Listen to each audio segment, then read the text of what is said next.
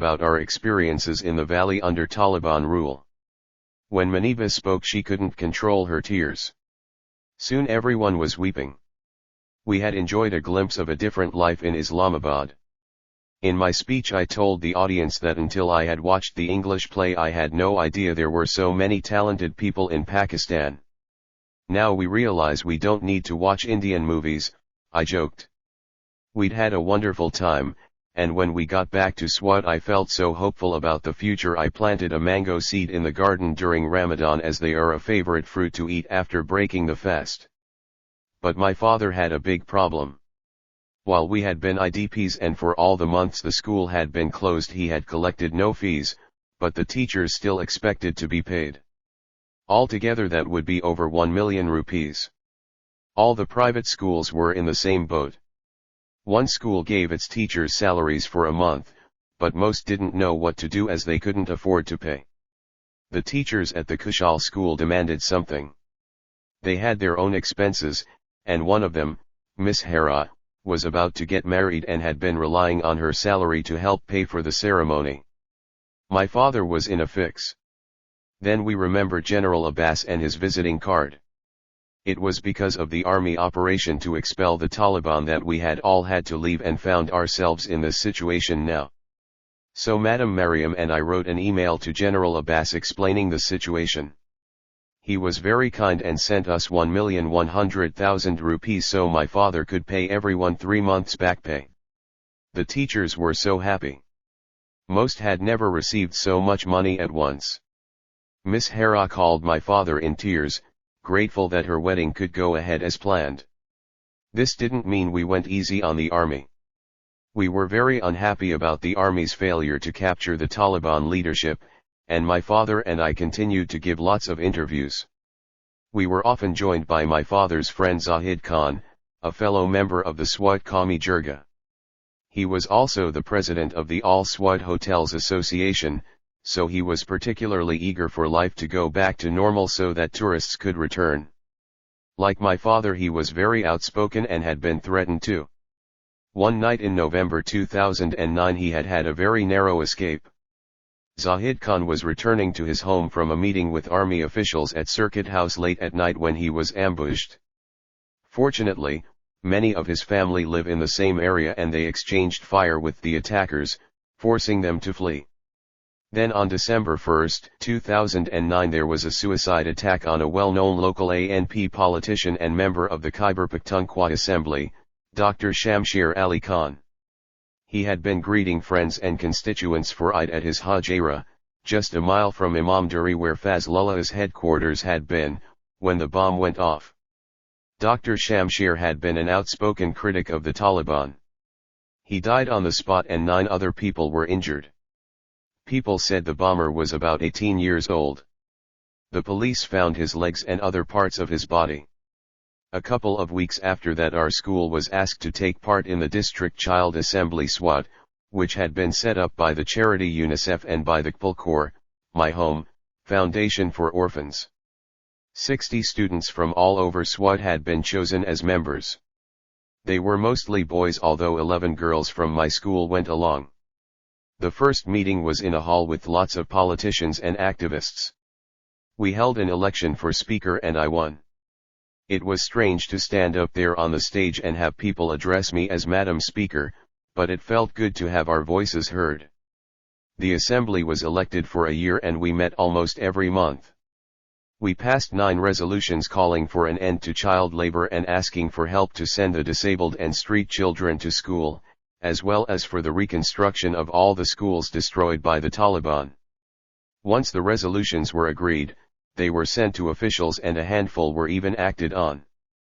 Maniba, Aisha, and I also started learning about journalism from a British organization called the Institute for War and Peace Reporting, which ran a project called Open Minds Pakistan. It was fun learning how to report issues properly. I had become interested in journalism after seeing how my own words could make a difference and also from watching the Ugly Betty DVDs about life at an American magazine. This was a bit different. When we wrote about subjects close to our hearts, these were topics like extremism and the Taliban rather than clothes and hairstyles. All too soon it was another year of exams. I beat Malka Noor for first place again, although it was close. Our headmistress had tried to persuade her to be a school prefect, but she said she couldn't do anything that might distract her from her studies. "You should be more like Malala and do other things," said Madam Mariam. "It's just as important as your education. Work isn't everything." But I couldn't blame her. She really wanted to please her parents, particularly her mother. It wasn't the same Swat as before, maybe it never would be, but it was returning to normal. Even some of the dancers of Banra Bazaar had moved back, although they were mostly making DVDs to sell, rather than performing live. We enjoyed peace festivals with music and dancing, unheard of under the Taliban. My father organized one of the festivals in Margazar and invited those who had hosted the IDPs in the lower districts as a thank you. There was music all night long. Things often seemed to happen around my birthday, and around the time I turned 13 in July 2010 the rain came. We normally don't have monsoons in Swat, and at first we were happy, thinking the rain would mean a good harvest. But it was relentless and so heavy that you couldn't even see the person standing in front of you. Environmentalists had warned that our mountains had been stripped of trees by the Taliban and timber smugglers. Soon muddy floods were raging down the valleys, sweeping away everything in their wake. We were in school when the flood started and were sent home. But there was so much water that the bridge across the dirty stream was submerged, so we had to find another way. The next bridge we came to was also submerged, but the water wasn't too deep, so we splashed our way across. It smelled foul. We were wet and filthy by the time we got home. The next day we heard that the school had been flooded. It took days for the water to drain away, and when we returned we could see chest-high tide marks on the walls. There was mud everywhere. Our desks and chairs were covered with it. The classroom smelt disgusting. There was so much damage that it cost my father 90,000 rupees to repair, equivalent to the monthly fees for 90 students. It was the same story throughout Pakistan. The mighty Indus River, which flows from the Himalayas down through KPK and Punjab to Karachi and the Arabian Sea, and of which we are so proud, had turned into a raging torrent and burst its banks. Roads, crops, and entire villages were washed away. Around 2,000 people drowned and 14 million people were affected. Many of them lost their homes and 7,000 schools were destroyed. It was the worst flood in living memory. The head of the United Nations, Ban Ki-moon, called it a slow-motion tsunami. We read that more lives had been affected and more damage had been caused by the floods than the Asian tsunami, our 2005 earthquake, Hurricane Katrina, and the Haiti earthquake combined. Swat was one of the places most affected. 34 of our 42 bridges had been washed away, cutting off much of the valley. Electric pylons had been smashed into pieces, so we had no power. Our own street was on a hill, so we were a bit better protected from the overflowing river, but we shivered at the sound of it, a growling, heavy-breathing dragon devouring everything in its path. The riverside hotels and restaurants where tourists used to eat trout and enjoy the views were all destroyed. The tourist areas were the hardest hit parts of Swat. Hill station resorts like Malam Jaba, Madian, and Bahrain were devastated, their hotels and bazaars in ruins. We soon heard from our relatives that the damage in Shangla was unimaginable. The main road to our village from Alpurai, the capital of Shangla, had been washed away, and entire villages were submerged. Many of the houses on the hilly terraces of Karshat, Shopper, and Barkana had been taken by mudslides. My mother's family home, where Uncle Faiz Mohammed lived, was still standing, but the road it stood on had vanished. People had desperately tried to protect what little they owned, moving their animals to higher ground, but the flood saturated the corn they had harvested, destroyed the orchards and drowned many of the buffaloes. The villagers were helpless. They had no power, as all their makeshift hydroelectric projects had been smashed to pieces. They had no clean water as the river was brown with wreckage and debris. So strong was the force of the water that even concrete buildings had been reduced to rubble. the school, hospital, and electricity station along the main road were all razed to the ground. No one could understand how this had happened. People had lived by the river in Swat for 3,000 years and always seen it as our lifeline, not a threat, and our valley as a haven from the outside world. Now we had become the Valley of Sorrows, said my cousin Sultan Rome. First the earthquake, then the Taliban, then the military operation, and now, just as we were starting to rebuild, devastating floods arrived to wash all our work away. People were desperately worried that the Taliban would take advantage of the chaos and return to the valley. My father sent food and aid to Shangla using money collected by friends and the Swat Association of Private Schools. Our friend Shiza and some of the activists we had met in Islamabad came to Mingora and distributed lots of money. But just like during the earthquake, it was mainly volunteers from Islamic groups who were the first to arrive in the more remote and isolated areas with aid. Many said the floods were another reproach from God for the music and dancing we had enjoyed at the recent festivals. The consolation this time, however, was that there was no radio to spread this message. While all this suffering was going on, while people were losing their loved ones, their homes, and their livelihoods, our president, Asif Zardari, was on holiday at a chateau in France. I am confused, Abba, I told my father. What's stopping each and every politician from doing good things? Why would they not want our people to be safe, to have food and electricity? After the Islamic groups, the main help came from the army. Not just our army. The Americans also sent helicopters, which made some people suspicious. One theory was that the devastation had been created by the Americans using something called HAARP, High Frequency Active Auroral Research Program, technology, which causes huge waves under the ocean, thus flooding our land.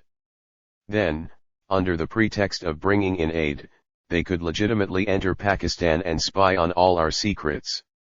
Even when the rains finally ceased, life was still very difficult.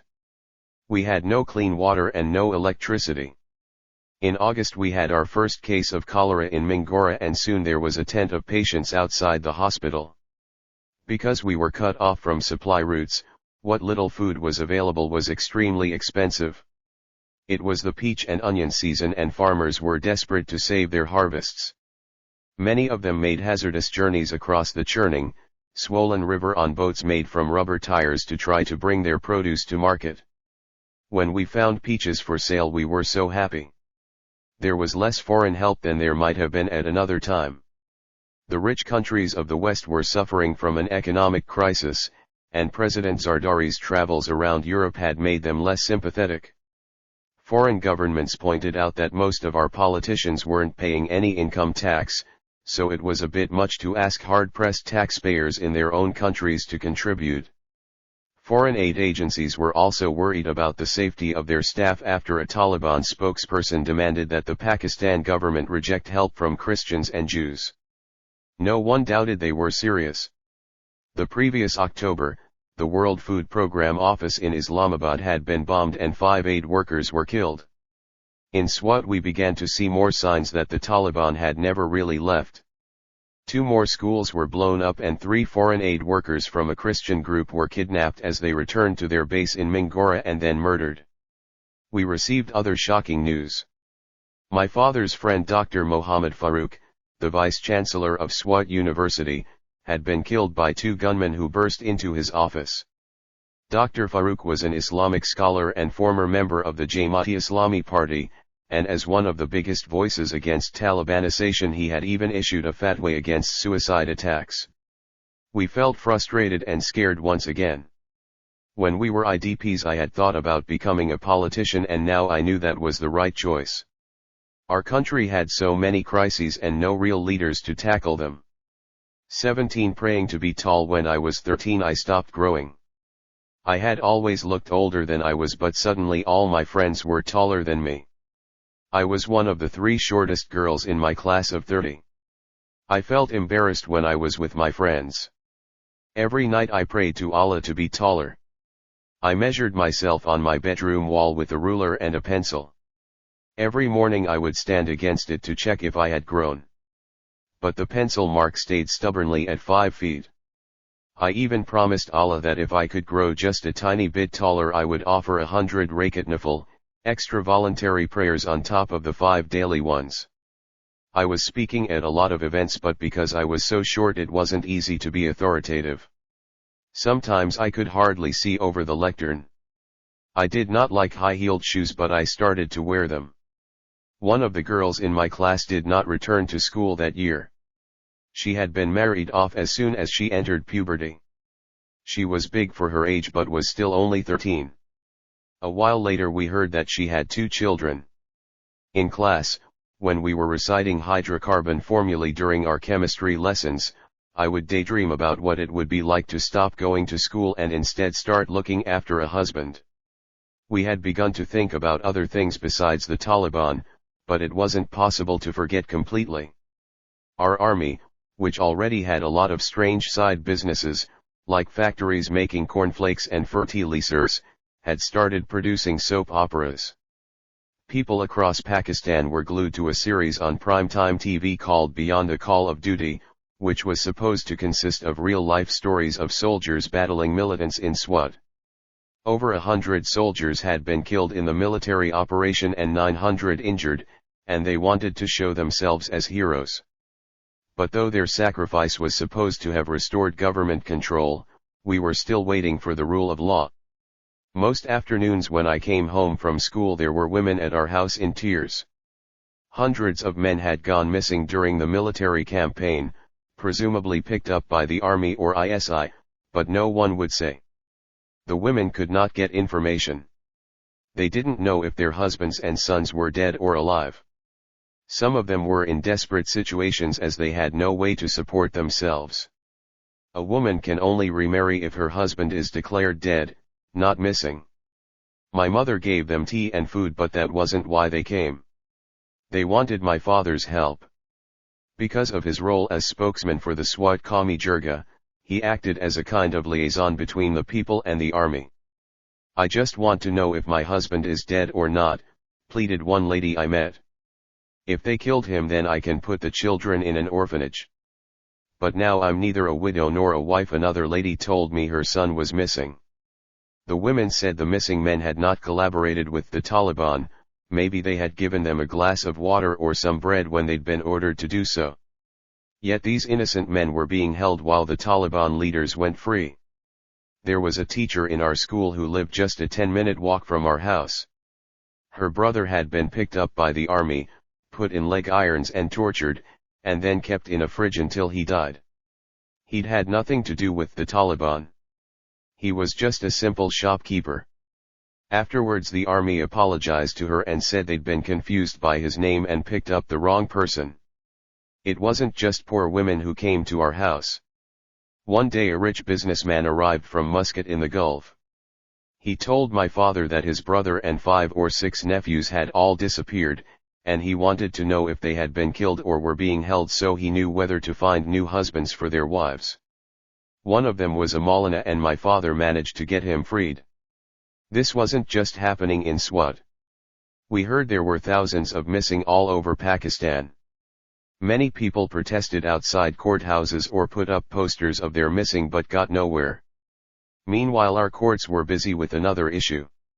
In Pakistan we have something called the blasphemy law, which protects the Holy Quran from desecration.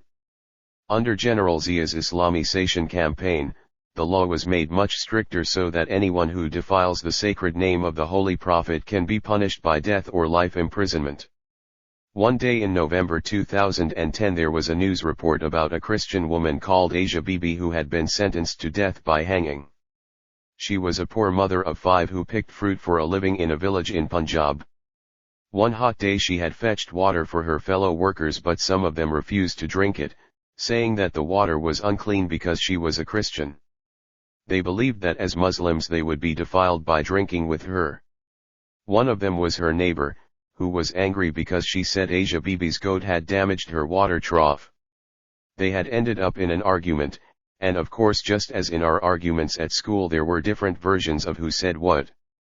One version was that they tried to persuade Asia Bibi to convert to Islam. She replied that Christ had died on the cross for the sins of Christians and asked what the Prophet Muhammad had done for Muslims. One of the fruit pickers reported her to the local imam, who informed the police. She spent more than a year in jail before the case went to court and she was sentenced to death. Since Musharraf had allowed satellite television, we now had lots of channels. Suddenly we could witness these events on television. There was outrage round the world and all the talk shows covered the case. One of the few people who spoke out for Asia Bibi in Pakistan was the governor of Punjab, Salman Taseer. He himself had been a political prisoner as well as a close ally of Benazir. Later on he became a wealthy media mogul. He went to visit Asia Bibi in jail and said that President Zardari should pardon her. He called the blasphemy law a black law, a phrase which was repeated by some of our TV anchors to stir things up. Then some imams at Friday prayers in the largest mosque in Rawalpindi condemned the governor. A couple of days later, on January 4, 2011, Salman Taseer was gunned down by one of his own bodyguards after lunch in an area of fashionable coffee bars in Islamabad. The man shot him 26 times. He later said that he had done it for God after hearing the Friday prayers in Rawalpindi. We were shocked by how many people praised the killer. When he appeared in court, even lawyers showered him with rose petals. Meanwhile, the imam at the late governor's mosque refused to perform his funeral prayers and the president did not attend his funeral. Our country was going crazy. How was it possible that we were now garlanding murderers? Shortly after that, my father got another death threat. He had spoken at an event to commemorate the 3rd anniversary of the bombing of the Haji Baba High School. At the event my father had spoken passionately. Fazlullah is the chief of all devils, he shouted. Why hasn't he been caught?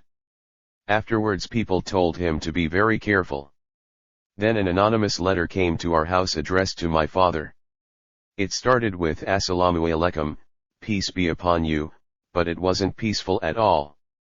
It went on, you are the son of a religious cleric but you are not a good Muslim. The Mujahideen will find you wherever you go. When my father received the letter he seemed worried for a couple of weeks, but he refused to give up his activities and was soon distracted by other things. In those days it seemed like everyone was talking about America. Where once we used to blame our old enemy India for everything, now it was the US. Everyone complained about the drone attacks which were happening in the FATA almost every week. We heard lots of civilians were being killed. Then a CIA agent called Raymond Davis shot and killed 2 men in Lahore who had approached his car on a motorbike. He said they had attempted to rob him. The Americans claimed he was not CIA but an ordinary diplomat, which made everyone very suspicious. Even we school children know that ordinary diplomats don't drive around in unmarked cars carrying Glock pistols. Our media claimed Davis was part of a vast secret army that the CIA had sent to Pakistan because they didn't trust our intelligence agencies. He was said to be spying on a militant group called Lashkar-e-Taiba based in Lahore that had helped our people a lot during the earthquake and floods. They were thought to be behind the terrible Mumbai massacre of 2008. The group's main objective was to liberate Kashmir's Muslims from Indian rule, but they had recently also become active in Afghanistan. Other people said Davis was really spying on our nuclear weapons. Raymond Davis quickly became the most famous American in Pakistan. There were protests all over the country. People imagined our bazaars were full of Raymond Davises, gathering intelligence to send back to the States. Then the widow of one of the men Davis had murdered took rat poison and killed herself, despairing of receiving justice. It took weeks of back and forth between Washington and Islamabad, or rather Army headquarters in Rawalpindi, before the case was finally resolved. What they did was like our traditional jirgas, the Americans paid blood money amounting to $2.30 million and Davis was quickly spirited out of court and out of the country. Pakistan then demanded that the CIA send home many of its contractors and stopped approving visas. The whole affair left a lot of bad feeling, particularly because on March 17, the day after Davis was released, a drone attack on a tribal council in North Waziristan killed about 40 people. The attack seemed to send the message that the CIA could do as it pleased in our country. One Monday I was about to measure myself against the wall to see if I had miraculously grown in the night when I heard loud voices next door. My father's friends had arrived with news that was hard to believe. During the night, American Special Forces called Navy SEALs had carried out a raid in Abbottabad, one of the places we'd stayed as IDPs, and had found and killed Osama bin Laden. He had been living in a large walled compound less than a mile from our military academy. We couldn't believe the army had been oblivious to bin Laden's whereabouts. The newspapers said that the cadets even did their training in the field alongside his house. The compound had 12-foot-high walls topped with barbed wire. Bin Laden lived on the top floor with his youngest wife, a Yemeni woman named Amal. 2 other wives and his 11 children lived below them. An American senator said that the only thing missing from bin Laden's hideaway was a neon sign. In truth, lots of people in Pashtun areas live in walled compounds because of purdah and privacy, so the house wasn't really unusual. What was odd was that the residents never went out and the house had no phone or internet connections. Their food was brought in by 2 brothers who also lived in the compound with their wives. They acted as couriers for bin Laden. One of the wives was from SWAT. The SEALs had shot bin Laden in the head and his body had been flown out by helicopter. It didn't sound as though he had put up a fight. The 2 brothers and one of bin Laden's grown-up sons had also been killed, but bin Laden's wives and other children had been tied up and left behind and were then taken into Pakistani custody. The Americans dumped bin Laden's body at sea. President Obama was very happy, and on TV we watched big celebrations take place outside the White House. At first we assumed our government had known and been involved in the American operation. But we soon found out that the Americans had gone it alone. This didn't sit well with our people. We were supposed to be allies and we had lost more soldiers in their war on terror than they had. They had entered the country at night, flying low and using special quiet helicopters, and had blocked our radar with electronic interference. They had only announced their mission to the Army Chief of Staff, General Ashfaq Kayani, and President Zardari after the event. Most of the Army leadership learned about it on TV. The Americans said they had no choice but to do it like that because no one really knew which side the ISI was on and someone might have tipped off bin Laden before they reached him. The director of the CIA said Pakistan was either involved or incompetent. Neither place is a good place to be. My father said it was a shameful day. How could a notorious terrorist be hiding in Pakistan and remain undetected for so many years, he asked. Others were asking the same thing. You could see why anyone would think our intelligence service must have known bin Laden's location. ISI is a huge organization with agents everywhere.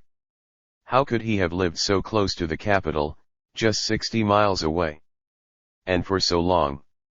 Maybe the best place to hide is in plain sight, but he had been living in that house since the 2005 earthquake. 2 of his children were even born in the Abbottabad hospital. And he'd been in Pakistan for more than 9 years. Before Abbottabad he'd been in Haripur and before that hidden away in our own Swat Valley, where he met Khalid Sheikh Mohammed, the mastermind of 9/11. The way bin Laden was found was like something out of the spy movies my brother Kushal likes. To avoid detection he used human couriers rather than phone calls or emails. But the Americans had discovered one of his couriers, tracked the number plate of his car and followed it from Peshawar to Abbottabad. After that they monitored the house with a kind of giant drone that has X-ray vision, which spotted a very tall bearded man pacing round the compound. They called him the Pacer. People were intrigued by the new details that came every day, but they seemed angrier at the American incursion than at the fact that the world's biggest terrorist had been living on our soil. Some newspapers ran stories saying that the Americans had actually killed bin Laden years before this and kept his body in a freezer. The story was that they had then planted the body in Abbottabad and faked the raid to embarrass Pakistan. We started to receive text messages asking us to rally in the streets and show our support of the army. We were there for you in 1948, 1965, and 1971, said one message, referring to our 3 wars with India. Be with us now when we have been stabbed in the back. But there were also text messages which ridiculed the army. People asked how we could be spending $6 billion a year on the military, 7 times more than we were spending on education, if 4 American helicopters could just sneak in under our radar. And if they could do it, what was to stop the Indians next door?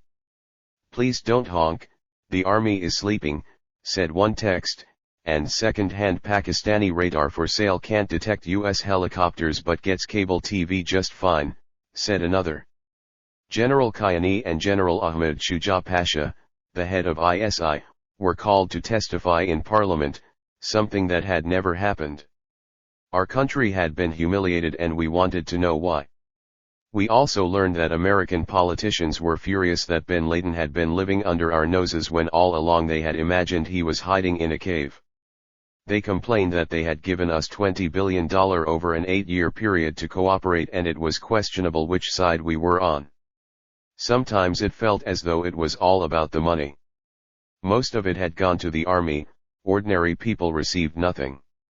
A few months after that, in October 2011 my father told me he had received an email informing him I was one of 5 nominees for the International Peace Prize of Kids' Rights, a children's advocacy group based in Amsterdam. My name had been put forward by Archbishop Desmond Tutu from South Africa. He was a great hero of my father for his fight against apartheid. My father was disappointed when I didn't win, but I pointed out to him that all I had done was speak out.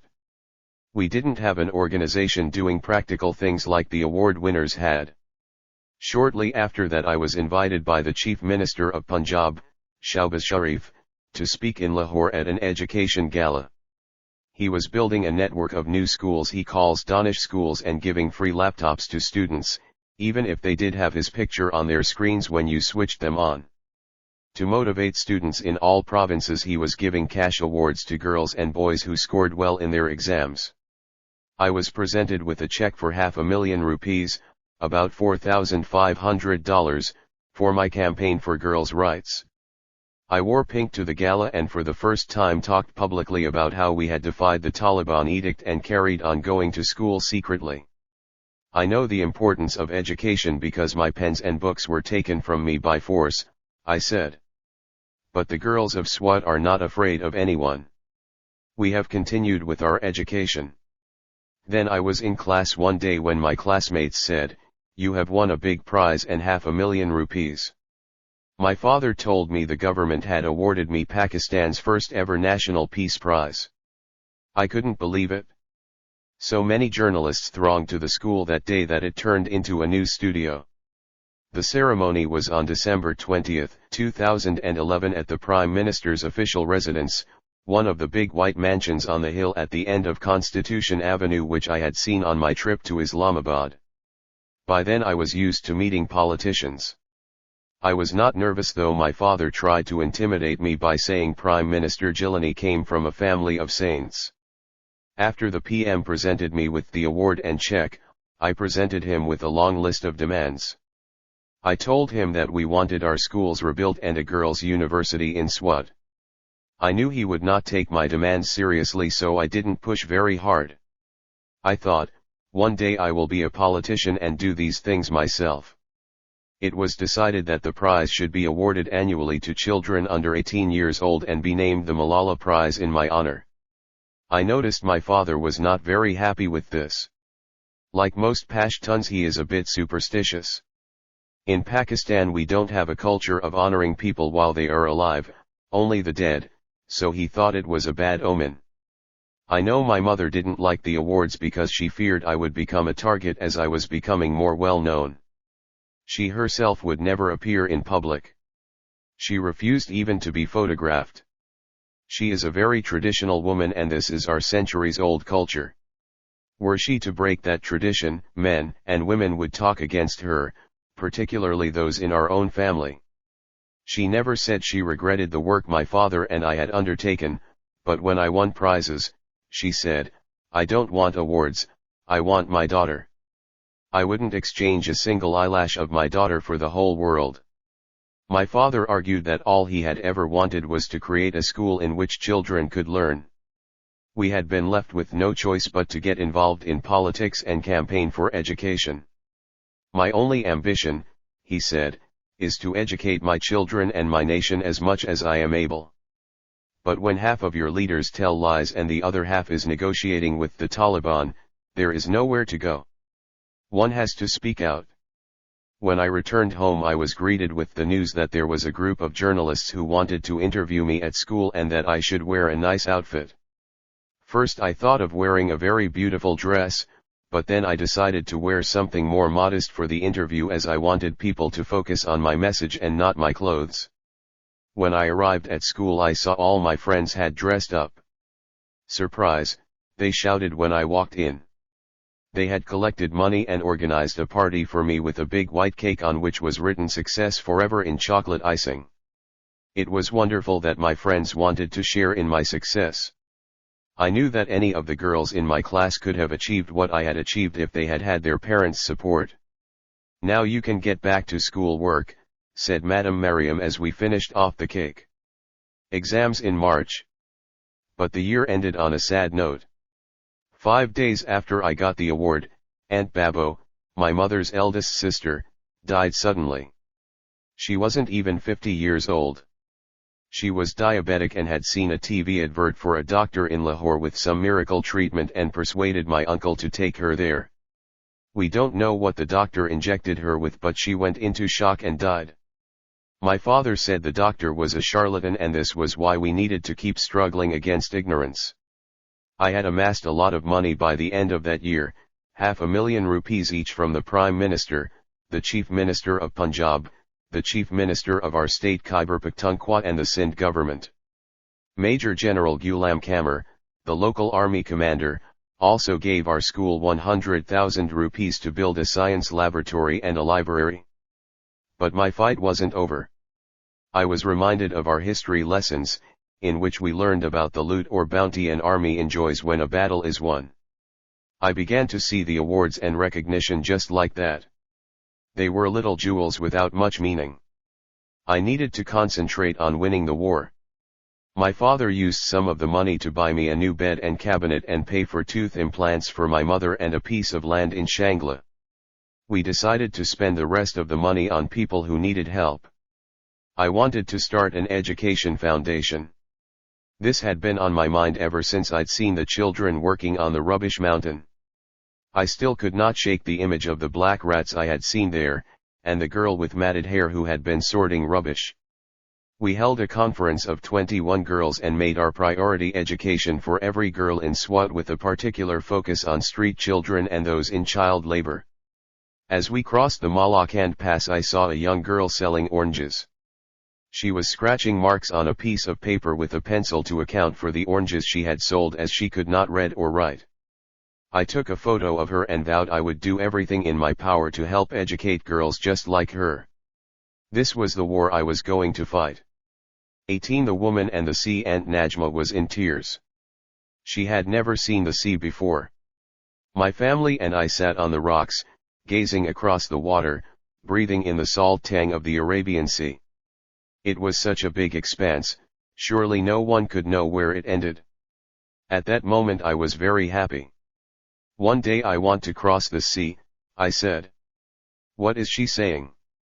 asked my aunt as if I were talking about something impossible. I was still trying to get my head round the fact that she had been living in the seaside city of Karachi for 30 years and yet had never actually laid eyes on the ocean. Her husband would not take her to the beach, and even if she had somehow slipped out of the house, she would not have been able to follow the signs to the sea because she could not read. I sat on the rocks and thought about the fact that across the water were lands where women were free. In Pakistan we had had a woman prime minister, and in Islamabad I had met those impressive working women, yet the fact was that we were a country where almost all the women depend entirely on men. My headmistress Mariam was a strong, educated woman, but in our society she could not live on her own and come to work. She had to be living with a husband, brother, or parents. In Pakistan, when women say they want independence, people think this means we don't want to obey our fathers, brothers, or husbands. But it does not mean that. It means we want to make decisions for ourselves. We want to be free to go to school or to go to work. Nowhere is it written in the Quran that a woman should be dependent on a man. The word has not come down from the heavens to tell us that every woman should listen to a man. You are a million miles away, Yani, said my father, interrupting my thoughts. What are you dreaming about? Just about crossing oceans, Abba, I replied. Forget all that, shouted my brother Atal. We're at the beach and I want to go for a camel ride. It was January 2012 and we were in Karachi as guests of GeoTV after the Sindh government announced they were renaming a girls' secondary school on Mission Road in my honor. My brother Kushal was now at school in Abbottabad, so it was just me, my parents and Atal. We flew to Karachi, and it was the first time any of us had ever been on a plane. The journey was just 2 hours, which I found incredible. It would have taken us at least 2 days by bus. On the plane we noticed that some people could not find their seats because they could not read letters and numbers. I had a window seat and could see the deserts and mountains of our land below me. As we headed south the land became more parched. I was already missing the green of Swat. I could see why, when our people go to Karachi to work, they always want to be buried in the cool of our valley. Driving from the airport to the hostel, I was amazed by the number of people and houses and cars. Karachi is one of the biggest cities on earth. It was strange to think it was just a port of 300,000 people when Pakistan was created. Jinnah lived there and made it our first capital, and it was soon flooded by millions of Muslim refugees from India known as Muhajirs, which means immigrants, who spoke Urdu. Today it has around 20 million people. It's actually the largest Pashtun city in the world, even though it's far from our lands. Between 5 and 7 million Pashtuns have gone there to work. Unfortunately, Karachi has also become a very violent city and there is always fighting between the Muhajirs and Pashtuns. The Muhajir areas we saw all seemed very organized and neat, whereas the Pashtun areas were dirty and chaotic. The Muhajirs almost all support a party called the MQM led by Altaf Hussain, who lives in exile in London and communicates with his people by Skype. The MQM is a very organized movement, and the Muhajir community sticks together. By contrast, we Pashtuns are very divided, some following Imran Khan because he is Pashtun, a Khan and a great cricketer, some Maulana Fazlur Rahman because his party Jwi is Islamic, some the secular ANP because it's a Pashtun nationalist party, and some the PPP of Benazir Bhutto or the PML, N, of N. Awaz Sharif. We went to the Sindh Assembly, where I was applauded by all the members. Then we went to visit some schools including the one that was being named after me. I made a speech about the importance of education and also talked about Benazir Bhutto as this was her city. We must all work together for the rights of girls, I said. The children sang for me and I was presented with a painting of me looking up at the sky. It was both odd and wonderful to see my name on a school just like my namesake Malala of Maiwand, after whom so many schools in Afghanistan are named. In the next school holidays my father and I plan to go and talk to parents and children in the distant hilly areas of Swat about the importance of learning to read and write. We will be like preachers of education, I said. Later that day we visited my aunt and uncle. They lived in a very small house, and so at last my father understood why they had refused to take him in when he was a student. On the way we passed through Ashikan-e-Rasool Square and were shocked to see a picture of the murderer of Governor Salman Taseer decorated with garlands of rose petals as though he were a saint. My father was angry. In a city of 20 million people, is there not one person who will take this down? There was one important place we had to include in our visit to Karachi besides our outings to the sea or the huge bazaars, where my mother bought lots of clothes. We needed to visit the mausoleum of our founder and great leader Muhammad Ali Jinnah. This is a very peaceful building of white marble and somehow seemed separate from the hustle and bustle of the city. It felt sacred to us. Benazir was on her way there to make her first speech on her return to Pakistan when her bus was blown up. The guard explained that the tomb in the main room under a giant chandelier from China did not contain Jinnah's body. The real tomb is on the floor below, where he lies alongside his sister Fatima, who died much later. Next to it is the tomb of our first Prime Minister, Liaquat Ali Khan, who was assassinated. Afterwards we went into the small museum at the back, which had displays of the special white bow ties Jinnah used to order from Paris, his three-piece suits tailored in London, his golf clubs and a special traveling box with drawers for 12 pairs of shoes including his favorite two-tone bro. Goose. The walls were covered with photographs. In the ones from the early days of Pakistan you could easily see from his thin sunken face that Jinnah was dying. His skin looked paper thin. But at the time it was kept a secret. Jinnah smoked 50 cigarettes a day. His body was riddled with TB and lung cancer when Lord Mountbatten, the last British Viceroy of India, agreed that India would be divided at independence. Afterwards he said that had he known Jinnah was dying he would have delayed and there would have been no Pakistan. As it was, Jinnah died in September 1948, just over a year later. Then, a little more than 3 years after that, our first Prime Minister was killed. Right from the start we were an unlucky country. Some of Jinnah's most famous speeches were displayed. There was the one about people of all religions being free to worship in the new Pakistan. And another where he had spoken about the important role of women. I wanted to see pictures of the women in his life. But his wife died young and was a Parsi, and their only daughter Dina stayed in India and married a Parsi, which didn't sit very well in the new Muslim homeland. Now she lives in New York. So most of the pictures I found were of his sister Fatima. It was hard to visit that place and read those speeches without thinking that Jinnah would be very disappointed in Pakistan. He would probably say that this was not the country he had wanted. He wished us to be independent, to be tolerant, to be kind to each other. He wanted everyone to be free whatever their beliefs. Would it have been better if we had not become independent but stayed part of India? I asked my father. It seemed to me that before Pakistan there was endless fighting between Hindus and Muslims. Then even when we got our own country there was still fighting, but this time it was between Muhajirs and Pashtuns and between Sunnis and Shias. Instead of celebrating each other, our four provinces struggle to get along. Sindhis often talk of separation, and in Baluchistan there is an ongoing war which gets talked about very little because it is so remote. Did all this fighting mean we needed to divide our country yet again? When we left the museum some young men with flags were protesting outside. They told us they were Seraiki speakers from southern Punjab and wanted their own province. There seemed to be so many things about which people were fighting. If Christians, Hindus, or Jews are really our enemies, as so many say, why are we Muslims fighting with each other? Our people have become misguided. They think their greatest concern is defending Islam and are being led astray by those like the Taliban who deliberately misinterpret the Quran. We should focus on practical issues. We have so many people in our country who are illiterate.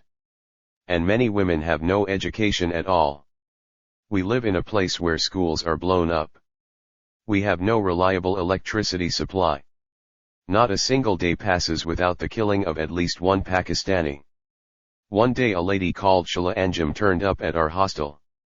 She was a Pakistani journalist living in Alaska and wanted to meet me after she had seen the documentary about us on the New York Times website. She chatted with me for a while, then with my father. I noticed she had tears in her eyes. Then she asked my father, "Did you know, Giauddin, that the Taliban have threatened this innocent girl?" We didn't know what she was talking about, so she went on the internet and showed us that the Taliban had that day issued threats against two women, Shad Begum, an activist in DIR, and me, Malala. These two are spreading secularism and should be killed, it said. I didn't take it seriously as there are so many things on the internet and I thought we would have heard from elsewhere if it were real. That evening my father received a call from the family who had been sharing our home for the last 18 months. Their previous home had a mud roof which leaked in the rain and we had 2 spare rooms, so they stayed with us for a nominal rent and their children went to our school for free. They had 3 children, and we liked them living with us as we all played cops and robbers on the roof. They told my father that the police had turned up at the house and demanded to know whether we had received any threats. When my father heard this, he called the deputy superintendent, who asked him the same thing. My father asked, "Why, have you any information?" The officer asked to see my father when we were back in Swat. After that my father was restless and could not enjoy Karachi. I could see my mother and father were both very upset. I knew my mother was still mourning my aunt and they had been feeling uneasy about me receiving so many awards, but it seemed to be about more than that. "Why are you like this?" I asked. "You're worried about something but you're not telling us." Then they told me about the call from home and that they were taking the threat seriously. I don't know why, but hearing I was being targeted did not worry me. It seemed to me that everyone knows they will die one day. My feeling was that nobody can stop death. It doesn't matter if it comes from a talib or cancer. So I should do whatever I want to do. Maybe we should stop our campaigning, Yani, and go into hibernation for a time, said my father. How can we do that? I replied. You were the one who said if we believe in something greater than our lives, then our voices will only multiply even if we are dead. We can't disown our campaign. People were asking me to speak at events. How could I refuse, saying there was a security problem? We couldn't do that, especially not as proud Pashtuns. My father always says that heroism is in the Pashtun DNA. Still, it was with a heavy heart that we returned to Swat. When my father went to the police they showed him a file on me. They told him that my national and international profile meant I had attracted attention and death threats from the Taliban and that I needed protection. They offered us guards but my father was reluctant. Many elders in Swat had been killed despite having bodyguards and the Punjab governor had been killed by his own bodyguard. He also thought armed guards would alarm the parents of the students at school, and he didn't want to put others at risk. When he had had threats before he always said, "Let them kill me but I'll be killed alone." He suggested sending me to boarding school in Abbottabad like Kushal, but I didn't want to go. He also met the local army colonel, who said being in college in Abbottabad would not really be any safer and that as long as I kept a low profile we would be okay in Swat. So when the government of KPK offered to make me a peace ambassador, my father said it was better to refuse. At home I started bolting the main gate of our house at night. She smells the threat, my mother told my father. He was very unhappy. He kept telling me to draw the curtains in my room at night, but I would not. Abba, this is a very strange situation, I told him. When there was Talibanization we were safe, now there are no Taliban we are unsafe. Yes, Malala, he replied. Now the Talibanization is especially for us, for those like you and me who continue to speak out. The rest of Swat is okay. The rickshaw drivers, the shopkeepers are all safe. This is Talibanization for particular people, and we are among them. There was another downside to receiving those awards, I was missing a lot of school. After the exams in March the cup that went into my new cabinet was for second place. 19A Private Talibanization. Let's pretend it's a Twilight movie and that we're vampires in the forest, I said to Maniba. We were on a school trip to Margazar, a beautiful green valley where the air is cool, and there is a tall mountain and a crystal clear river where we were planning to have a picnic. Nearby was the White Palace Hotel, which used to be the Vali's summer residence. It was April 2012, the month after our exams, so we were all feeling relaxed. We were a group of about 70 girls. Our teachers and my parents were there too. My father had hired 3 flying coaches but we could not all fit in, so 5 of us, me, Maniba and 3 other girls, were in the Dinah, the school van. It wasn't very comfortable, especially because we also had giant pots of chicken and rice on the floor for the picnic, but it was only half an hour's drive. We had fun, singing songs on the way there. Maniba was looking very beautiful, her skin porcelain pale. What skin cream are you using? I asked her. The same one you're using, she replied. I knew that could not be true. No. Look at my dark skin and look at yours. We visited the White Palace and saw where the Queen had slept and the gardens of beautiful flowers. Sadly we could not see the Vali's room as it had been damaged by the floods. We ran around for a while in the green forest, then took some photographs and waded into the river and splashed each other with water. The drops sparkled in the sun. There was a waterfall down the cliff and for a while we sat on the rocks and listened to it. Then Maniba started splashing me again. Don't. I don't want to get my clothes wet. I pleaded. I walked off with 2 other girls she didn't like. The other girls stirred things up, what we call putting masala on the situation. It was a recipe for another argument between Maniba and me. That put me in a bad mood, but I cheered up when we got to the top of the cliff, where lunch was being prepared. Usman Baijan, our driver, made us laugh as usual. Madam Mariam had brought her baby boy and Hannah, her 2-year-old, who looked like a little doll but was full of mischief. Lunch was a disaster. When the school assistants put the pans on the fire to heat up the chicken curry, they panicked that there was not enough food for so many girls and added water from the stream. We said it was the worst lunch ever.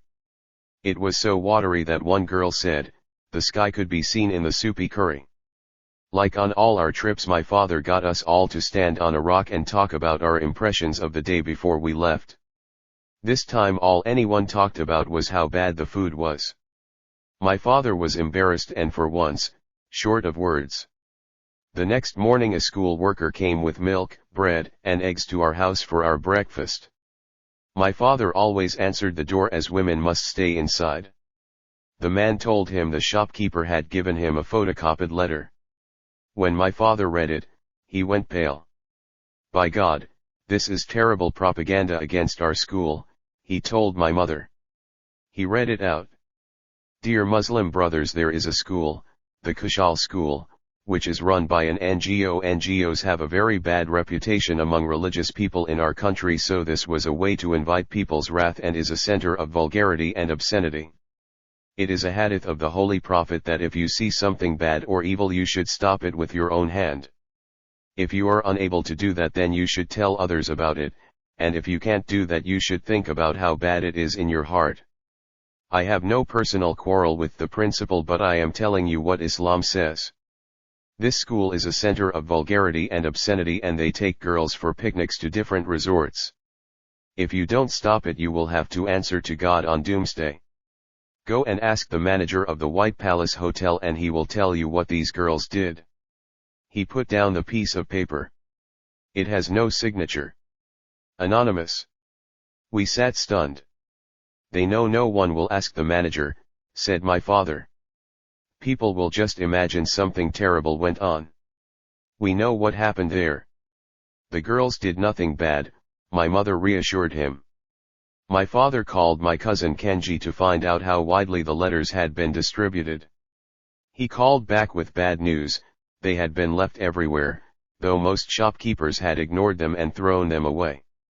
There were also giant posters pasted on the front of the mosque with the same accusations. At school my classmates were terrified. Sir, they are saying very bad things about our school, they said to my father. What will our parents say? My father gathered all the girls into the courtyard. Why are you afraid? He asked. Did you do anything against Islam? Did you do anything immoral? No. You just splashed water and took pictures, so don't be scared. This is the propaganda of the followers of Mullah Fazlullah. Down with them. You have the right to enjoy greenery and waterfalls and landscape just as boys do. My father spoke like a lion, but I could see in his heart he was worried and scared. Only one person came and withdrew his sister from the school, but we knew that was not the end of it. Shortly after that we were told a man who had completed a peace walk from Dera Ismail Khan was coming through Mingora and we wanted to welcome him. I was on the way to meet him with my parents when we were approached by a short man who was frantically talking on 2 different phones. Don't go that way, he urged. There is a suicide bomber over there. We'd promised to meet the peace walker, so we went by a different route, placed a garland round his neck, then left quickly for home. All through that spring and summer odd things kept happening. Strangers came to the house asking questions about my family. My father said they were from the intelligence services. The visits became more frequent after my father and the Swat Kami Jirga held a meeting in our school to protest against army plans for the people of Mingora and our community defense committees to conduct night patrols. The army say there is peace, said my father. So why do we need flag marches and night patrols? Then our school hosted a painting competition for the children of Mingora sponsored by my father's friend who ran an NGO for women's rights. The pictures were supposed to show the equality of the sexes or highlight discrimination against women. That morning 2 men from the intelligence services came to our school to see my father. What is going on in your school? They demanded. This is a school, he replied. There's a painting competition just as we have debating competitions, cookery competitions, and essay contests. The men got very angry and so did my father.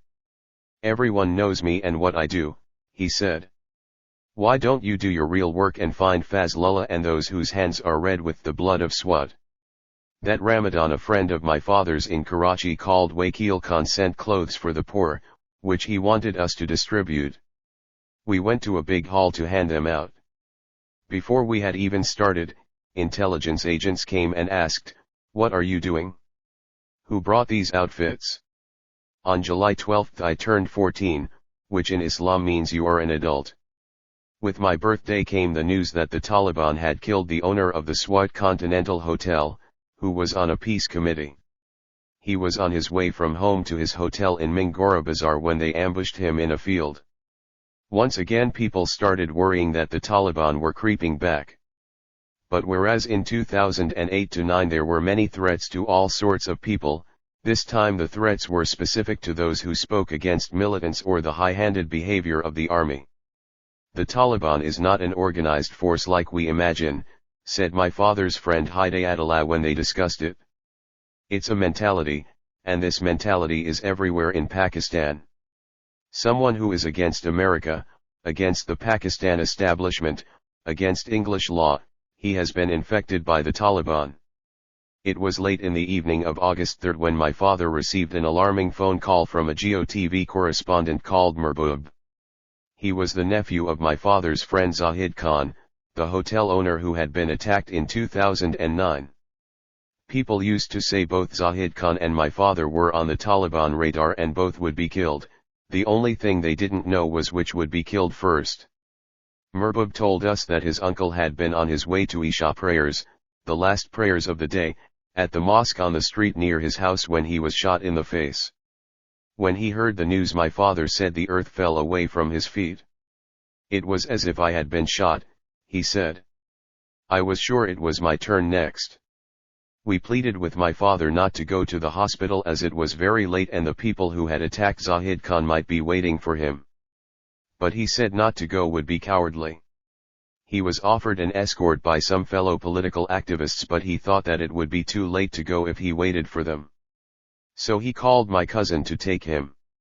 My mother began to pray. When he got to the hospital only one other member of the Jirga committee was there. Zahid Khan was bleeding so much it was as if his white beard was bathed in red. But he had been lucky.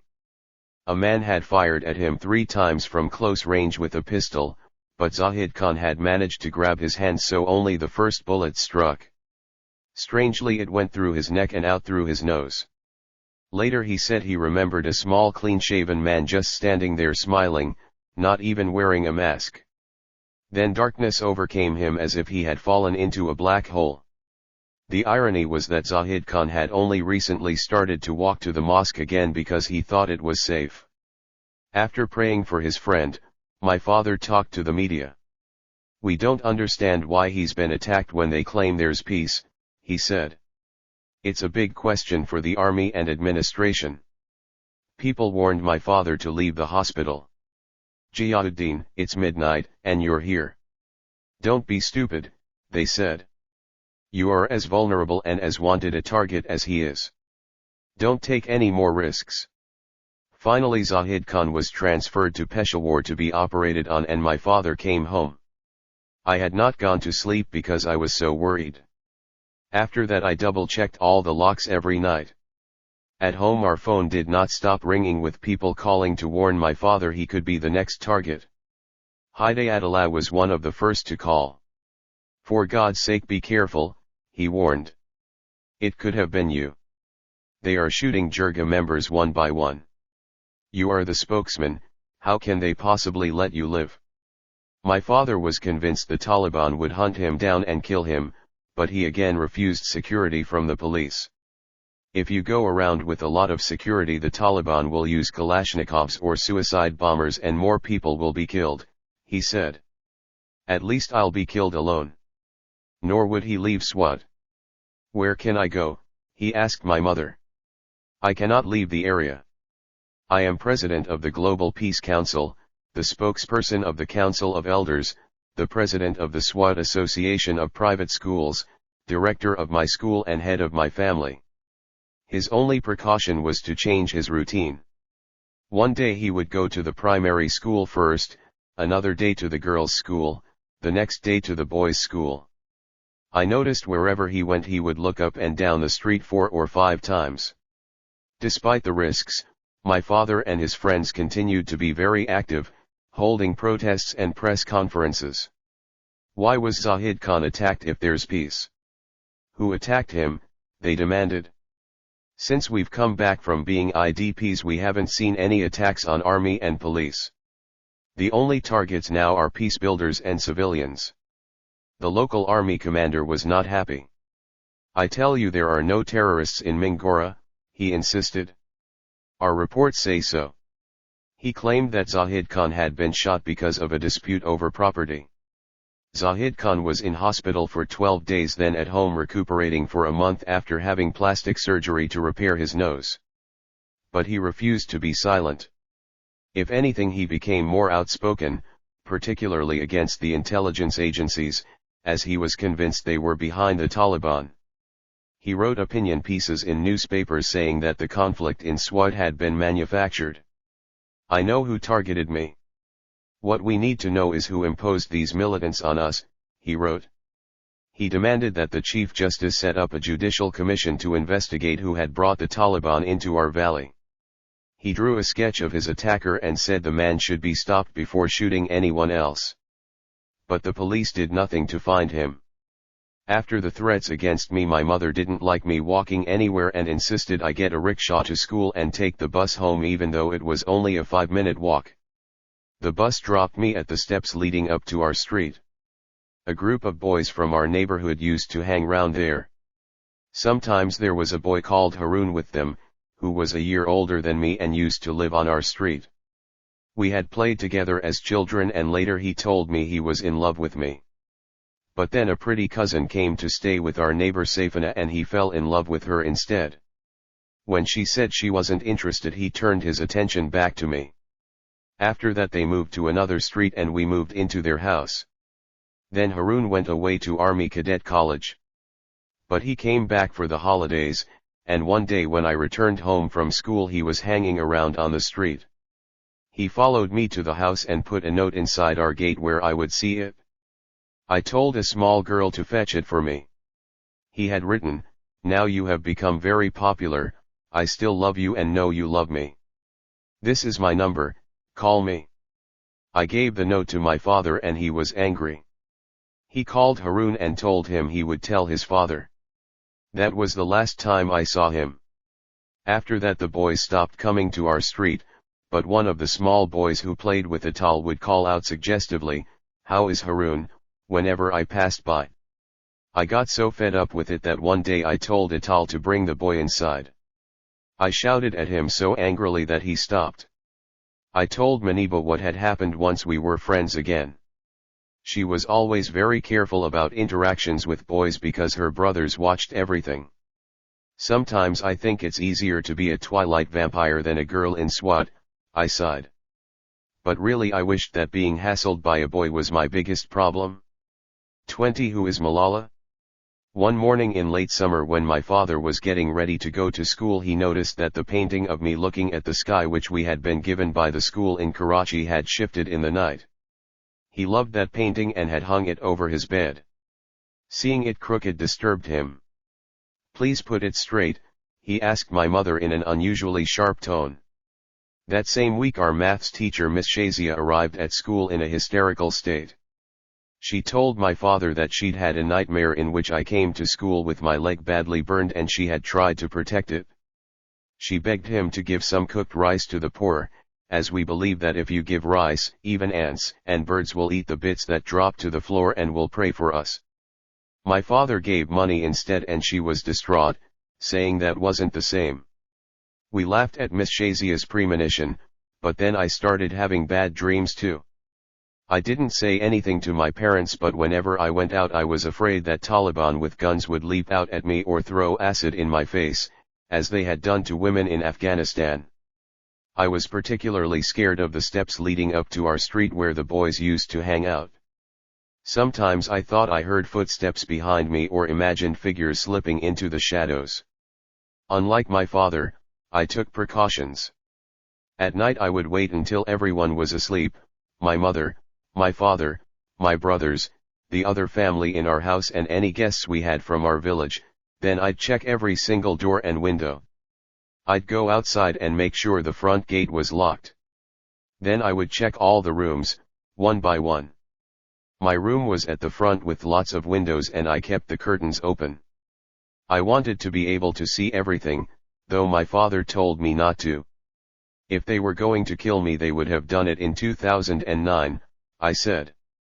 But I worried someone would put a ladder against the house, climb over the wall and break in through a window. Then I'd pray. At night I used to pray a lot. The Taliban think we are not Muslims but we are. We believe in God more than they do and we trust Him to protect us. I used to say the Ayat al-Kursi, the verse of the throne from the second surah of the Quran, the chapter of the cow. This is a very special verse and we believe that if you say it 3 times at night your home will be safe from shaitan or devils. When you say it 5 times your street will be safe, and 7 times will protect the whole area. So I'd say it 7 times or even more. Then I'd pray to God, bless us. First our father and family, then our street, then our whole mohalla, then all Swat. Then I'd say, no, all Muslims. Then, no, not just Muslims, bless all human beings. The time of year I prayed most was during exams. It was the one time when my friends and I did all 5 prayers a day like my mother was always trying to get me to do. I found it particularly hard in the afternoon, when I didn't want to be dragged away from the TV. At exam time I prayed to Allah for high marks, though our teachers used to warn us, God won't give you marks if you don't work hard. God showers us with His blessings but He is honest as well. So I studied hard too. Usually I liked exams as a chance to show what I could do. But when they came round in October 2012 I felt under pressure. I did not want to come second to Malka-e-Noor again as I had in March. Then she had beaten me by not just 1 or 2 marks, the usual difference between us, but by 5 marks. I had been taking extra lessons with Sir Amjad who ran the boys' school. The night before the exams began I stayed up studying until 3 o'clock in the morning and reread an entire textbook. The first paper, on Monday, October 8th, was physics. I love physics because it is about truth, a world determined by principles and laws, no messing around or twisting things like in politics, particularly those in my country. As we waited for the signal to start the exam, I recited holy verses to myself. I completed the paper but I knew I'd made a mistake filling in the blanks. I was so cross with myself I almost cried.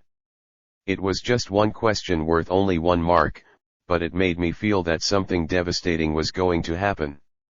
When I got home that afternoon I was sleepy, but the next day was Pakistan Studies, a difficult paper for me.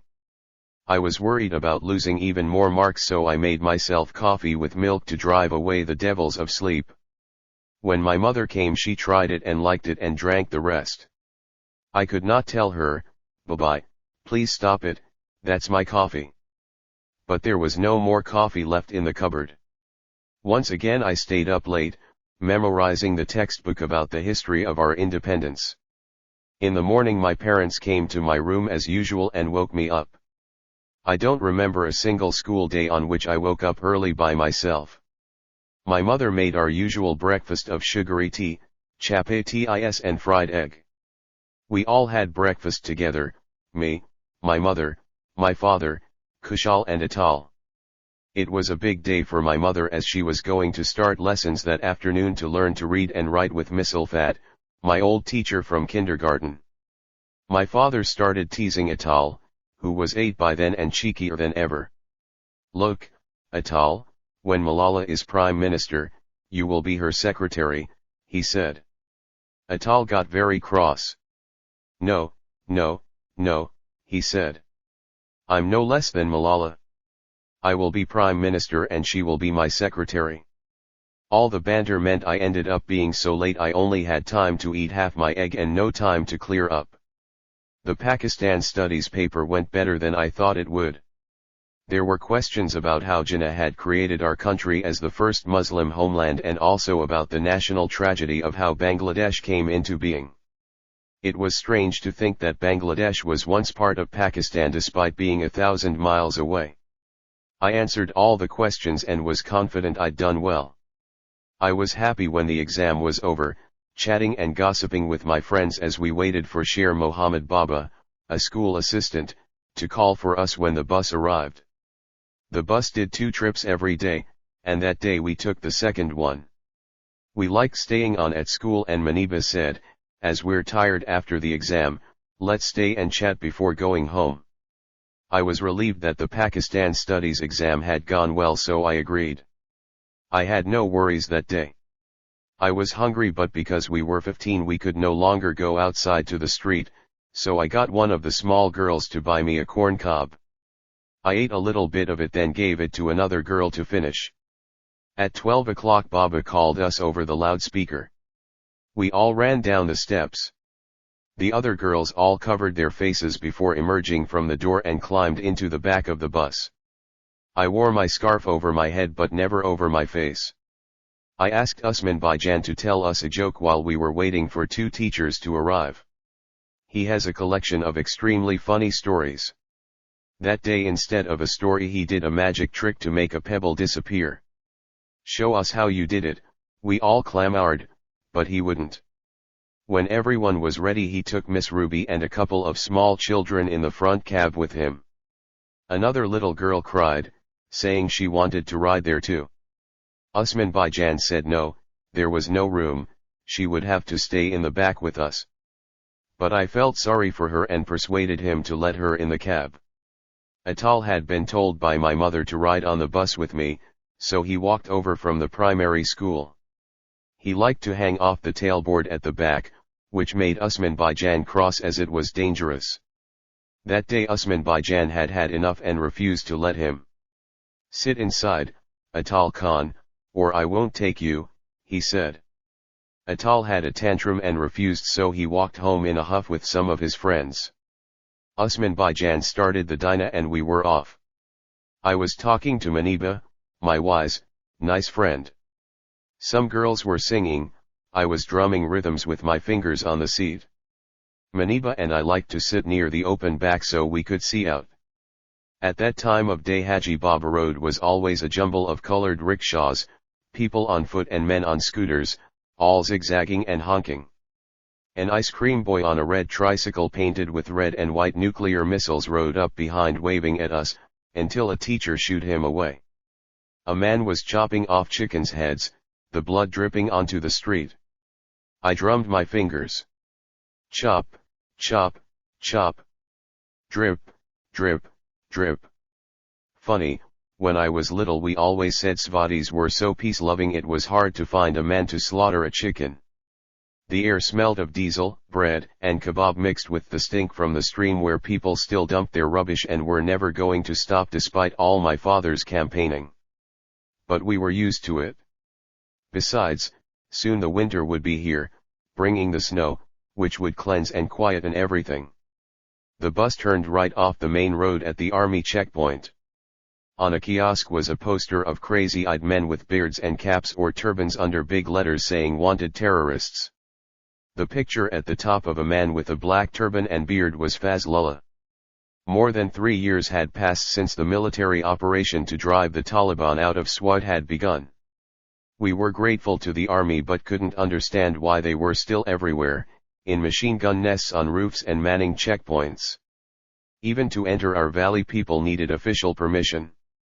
The road up the small hill is usually busy as it is a shortcut, but that day it was strangely quiet. "Where are all the people?" I asked Maniba. All the girls were singing and chatting and our voices bounced around inside the bus. Around that time my mother was probably just going through the doorway into our school for her first lesson since she had left school at age 6. I didn't see the two young men step out into the road and bring the van to a sudden halt. I didn't get a chance to answer their question, "Who is Malala?" or I would have explained to them why they should let us girls go to school as well as their own sisters and daughters. The last thing I remember is that I was thinking about the revision I needed to do for the next day. The sounds in my head were not the crack, crack, crack of 3 bullets, but the chop, chop, chop, drip, drip, drip of the man severing the heads of chickens, and them dropping into the dirty street, one by one. Part 4 Between Life and Death. Kayaredi ba wali darda and akram turad topaka waranadi waden corona guns of darkness. Why would I not curse you? You turned love-filled homes into broken debris. 21 God, I entrust her to you. As soon as Usman Bijan realized what had happened, he drove the Dinah to Swat Central Hospital at top speed. The other girls were screaming and crying. I was lying on Maniba's lap, bleeding from my head and left ear. We had only gone a short way when a policeman stopped the van and started asking questions, wasting precious time. One girl felt my neck for a pulse. "She's alive," she shouted. "We must get her to hospital. Leave us alone and catch the man who did this." Mingora seemed like a big town to us, but it's really a small place and the news spread quickly. My father was at the Swat Press Club for a meeting of the Association of Private Schools and had just gone on stage to give a speech when his mobile rang. He recognized the number as the Kushal school and passed the phone to his friend Ahmed Shah to answer. "Your school bus has been fired on," he whispered urgently to my father. The color drained from my father's face. He immediately thought, Malala could be on that bus. Then he tried to reassure himself, thinking it might be a boy, a jealous lover who had fired a pistol in the air to shame his beloved. He was at an important gathering of about 400 principals who had come from all over Swat to protest against plans by the government to impose a central regulatory authority. As president of their association, my father felt he couldn't let all those people down, so he delivered his speech as planned. But there were beads of sweat on his forehead, and for once there was no need for anyone to signal to him to wind it up. As soon as he had finished, my father did not wait to take questions from the audience and instead rushed off to the hospital with Ahmed Shah and another friend, Riaz, who had a car. The hospital was only 5 minutes away. They arrived to find crowds gathered outside and photographers and TV cameras. Then he knew for certain that I was there. My father's heart sank. He pushed through the people and ran through the camera flashes into the hospital. Inside I was lying on a trolley, a bandage over my head, my eyes closed, my hair spread out. "My daughter, you are my brave daughter, my beautiful daughter," he said over and over, kissing my forehead and cheeks and nose. He didn't know why he was speaking to me in English. I think somehow I knew he was there even though my eyes were closed. My father said later, "I can't explain it." I felt she responded. Someone said I had smiled. But to my father it was not a smile, just a small beautiful moment, because he knew he had not lost me forever. Seeing me like that was the worst thing that had ever happened to him. All children are special to their parents, but to my father I was his universe. I had been his comrade in arms for so long, first secretly as Gul Makai, then quite openly as Malala. He had always believed that if the Taliban came for anyone, it would be for him, not me. He said he felt as if he had been hit by a thunderbolt. They wanted to kill two birds with one stone. Kill Malala and silence me forever. He was very afraid, but he didn't cry. There were people everywhere. All the principals from the meeting had arrived at the hospital, and there were scores of media and activists. It seemed the whole town was there. Pray for Malala, he told them. The doctors reassured him that they had done a CT scan which showed that the bullet had not gone near my brain. They cleaned and bandaged the wound.